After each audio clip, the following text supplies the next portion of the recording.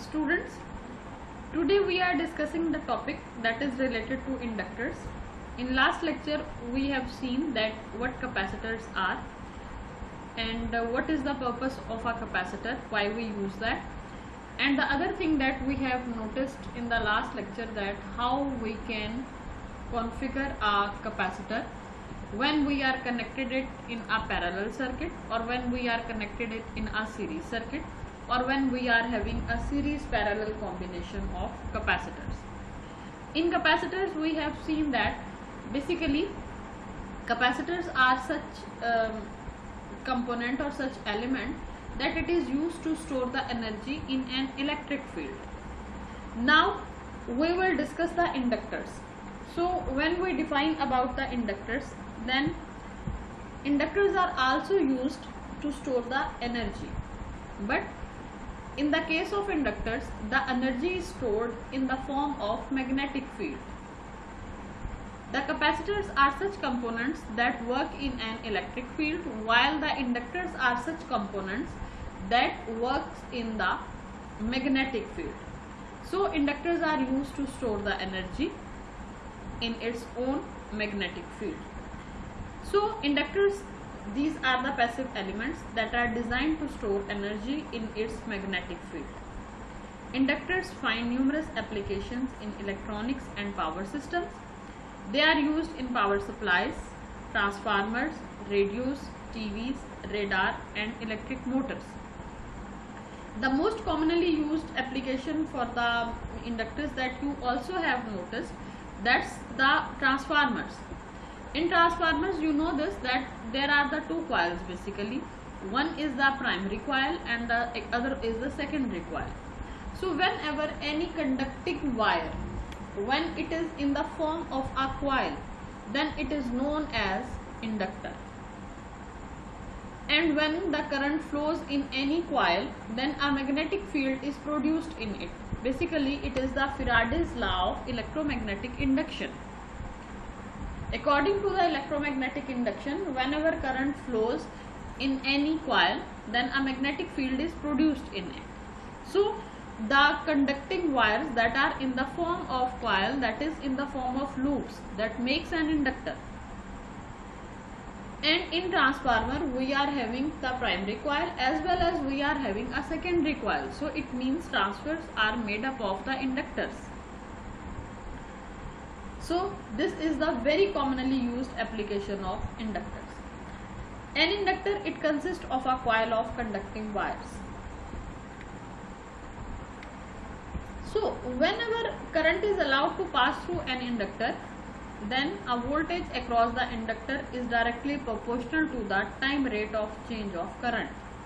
So whenever current passes through an inductor, then a voltage is produced in it, and that voltage across that inductor, that is directly proportional to the time rate of change of current. That is, V is directly proportional to di over dt.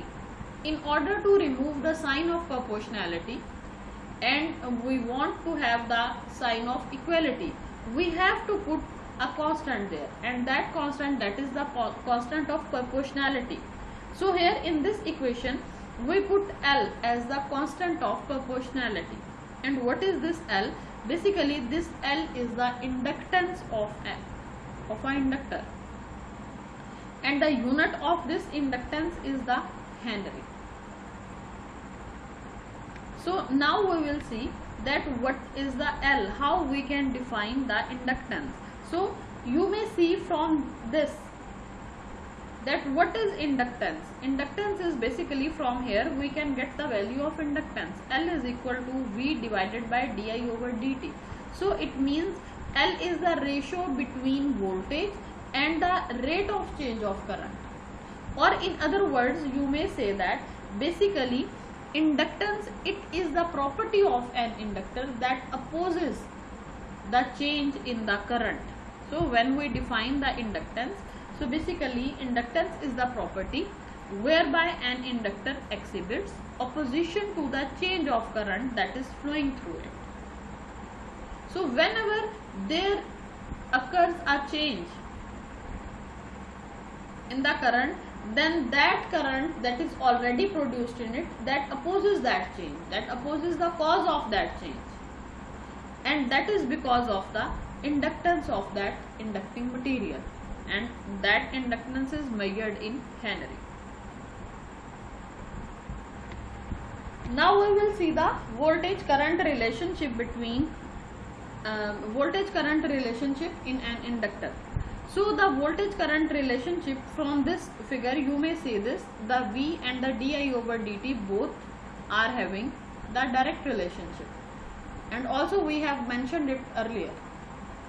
Both are having the direct relationship, and whenever there is a direct relationship, then there is a straight line, and this straight line, basically this gives us the inductance of the inductor. This slope gives us the inductance of the inductor, and this straight line shows that whenever voltage increases, then the rate of change of current will increase, and whenever the voltage is decreased, then di over dt will also be decreased.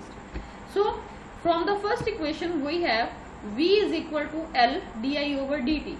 From here we can get the value of di, and that is di is equal to 1 over Lv dt. In order to find the value of I, we have to integrate this equation. We have to remove the derivative from here. So when we integrate this equation, then we get the value of I, and I is equal to 1 over L integration, that is having the limit minus infinity to t V of t dt. Now we can also write it as I is equal to 1 over L integration t naught to t. Now here we are having the limit from t naught to t Vt dt plus It naught. Now question is this, that what is this It naught? Here this It naught, it is basically the total current of the inductor, and when this total current is, when the time is from minus infinity to t naught, then we are having this current It naught, and we know that I of minus infinity is equal to 0. Now we will see that what will be the energy that is stored in the inductors.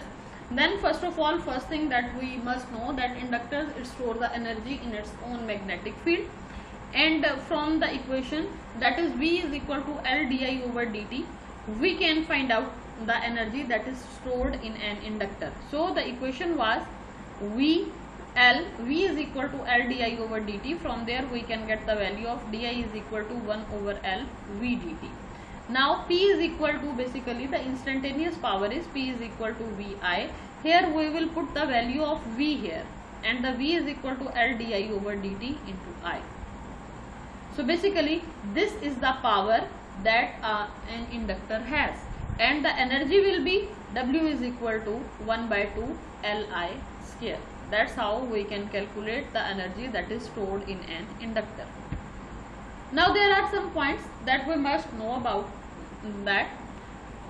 So basically these are the properties of an inductor, and what are these properties?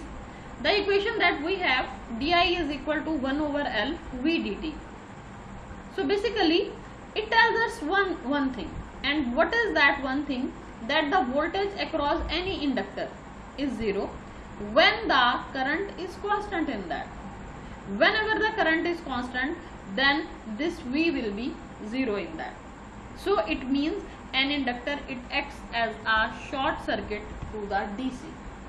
Whenever we apply the DC source to the inductors, it acts the short circuit. It means that current will passes through the inductor. And whenever we apply the AC to the inductor, then it acts as an open circuit for the inductor. It means that there will be no flow of current when the AC is applied in it.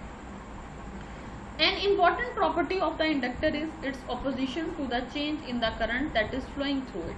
So whenever there occurs a change, in order to flow the current, then it opposes to it. So the current through an inductor cannot change instantaneously. Abruptly the current cannot be changed. Why so? Because there is the opposition to the change in the current flowing through it. Now the next thing that we must know, unlike the ideal capacitor, the ideal inductor doesn't dissipate energy. the energy that is stored in it, it utilizes it. So it retrieved at a later time. The inductor takes power from the circuit when storing energy and delivers power to the circuit when returning previously stored energy. A practical non-ideal inductor, it has a significant resistive component, and this is due to the fact that the inductor is made up of the conducting materials such as copper. So it means there must be some resistance, and that resistance is known as the winding resistance, and it is represented by the Rw. That is the winding resistance. So now we will discuss the connections of the inductors when we connect it in the circuit.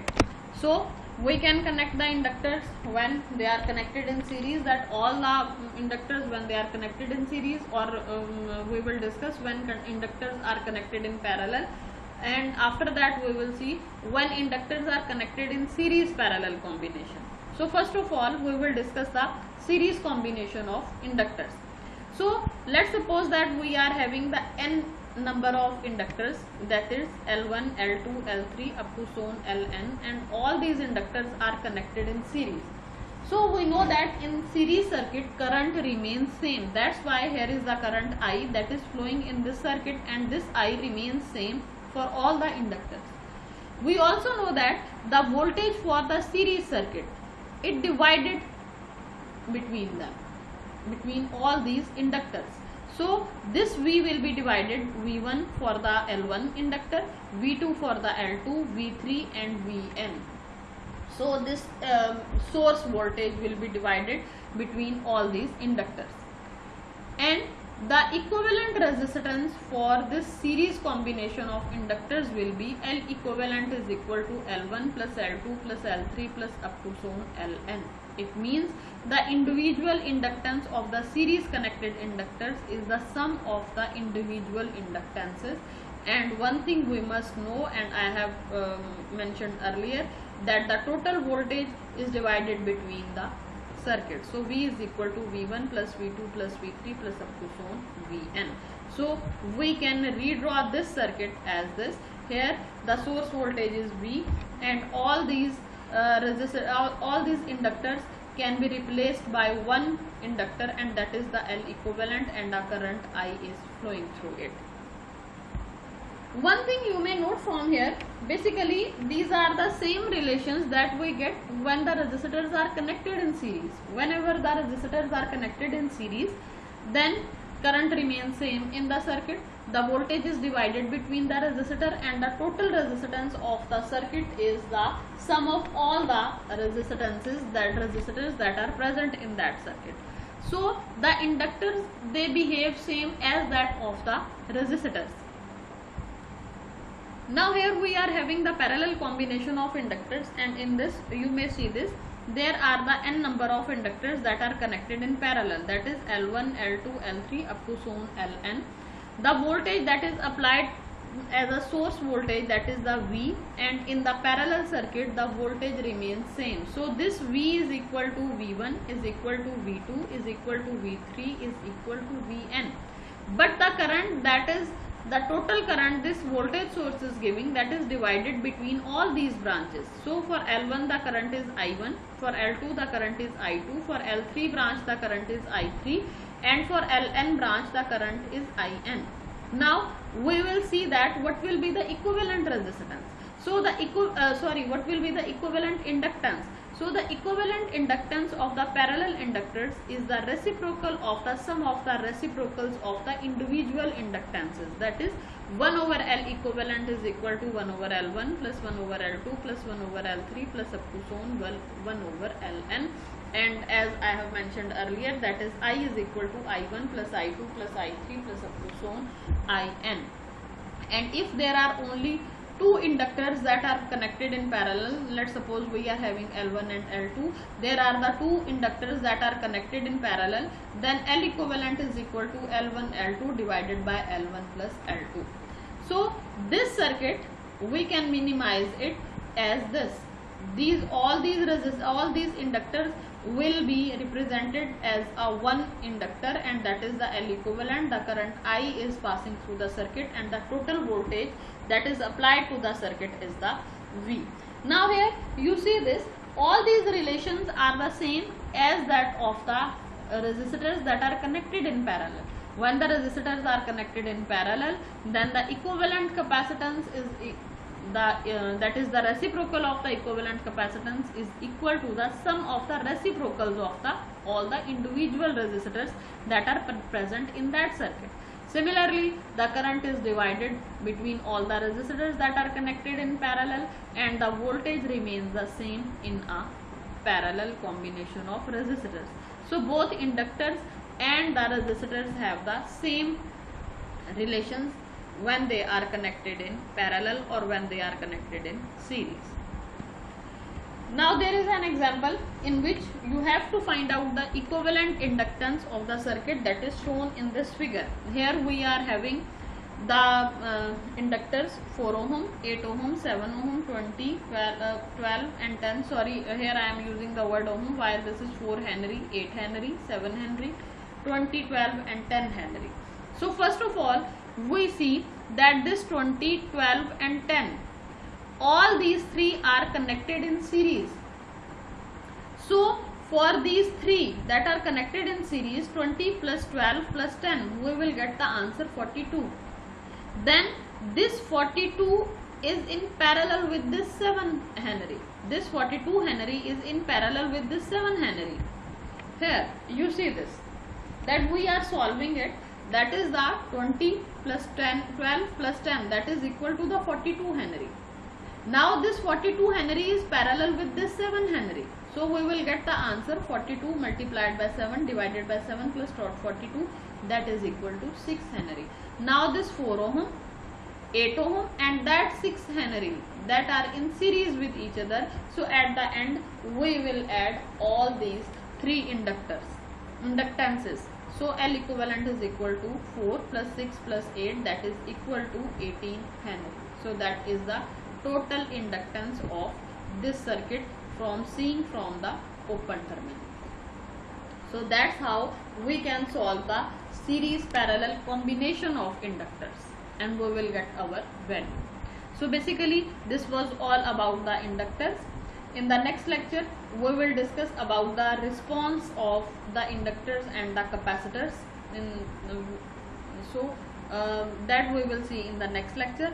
But regarding this, if you are having any query or any confusion, then you can discuss it with me in the question answer session. Thank you.